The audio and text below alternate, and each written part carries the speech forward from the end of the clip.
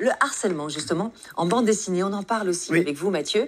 Et c'est plutôt pour les ados, peut-être, pour C'est les ça. un peu plus grands, avec 2 tomes. On a Speak et Rature indélébile. Speak, tout est dit dans le titre déjà, hein, Oui, parler. effectivement, Angéline, elle montrait des ouvrages qui, à mon avis, s'adressent à un public un peu Oui. plus jeune. Ici, on est vraiment dans la thématique du harcèlement chez les adolescents, parce que je pense que c'est là quand même que c'est souvent le plus violent.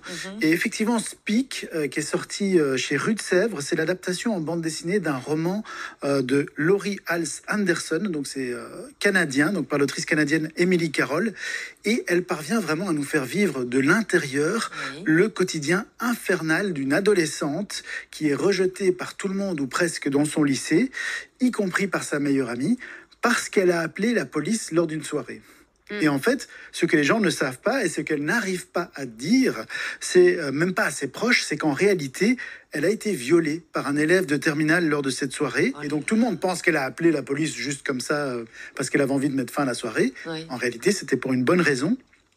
Et ça décrit quelque part de manière bouleversante le traumatisme qu'elle a vécu et encore pire le fait qu'elle est rejetée par tout le monde alors que c'est elle la victime. Donc c'est ça, il y a une espèce de double phénomène et c'est un récit qui est assez terrible, hein, mais qui est éclairant parce que tout au long de la lecture de cette BD, et c'est pour ça que ça s'appelle Speak, on a envie de secouer les parents, on a envie de secouer les professeurs, on a envie de secouer ses amis, on a envie de la secouer elle parce qu'on se demande comment est-ce que les gens ne voient pas sa souffrance? Comment est-ce qu'ils ne se posent pas les bonnes questions? Ouvrez les yeux. Quand est-ce que l'un d'entre eux va enfin ouvrir les yeux? Et c'est vrai que c'est vraiment un long et lent processus et on se rend compte que c'est vraiment terrible. Et c'est en noir et blanc. C'est un peu manga, comme ça, Oui. de l'extérieur. Émilie Carroll, Speak, aux éditions Rue de Sèvres. Rature indélébile, là aussi, Oui. c'est un titre fort. Oui, donc ça c'est une BD parue aux éditions Jungle et ça raconte l'histoire de Juliette et Mathilde qui sont amies depuis des années, mais voilà, avec le passage à l'adolescence, petit à petit, les deux amies vont se séparer, notamment parce que l'une des deux, Mathilde, elle a des envies de popularité, elle veut plaire aux élèves populaires dans son école.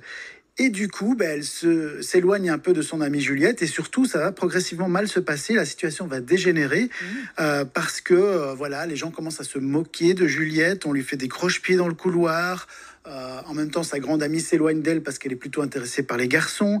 Et puis surtout, il y a un moment qui va faire basculer le récit. C'est quand il y a une photo qui est prise de Juliette dans les vestiaires alors qu'elle est en train de se changer.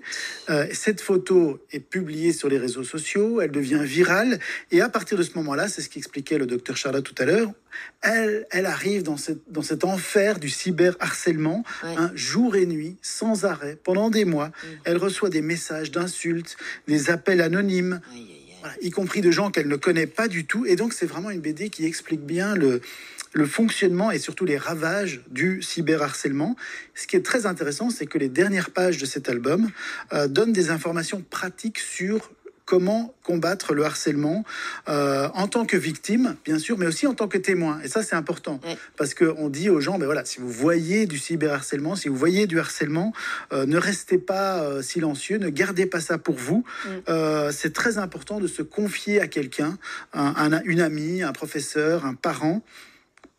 Et donc, c'est une BD qui s'adresse, bien sûr, aux adolescents, mais aussi aux adultes qui les entourent, parce que ça va leur permettre de mieux repérer les signaux inquiétants. Regardez, là, c'est le petit lexique, victime ou témoin de harcèlement. Et 2 pages très importantes dans la BD, je trouve. La première, c'est celle-ci. On voit que vraiment, tout se passe sur le téléphone. Et surtout ici, regardez.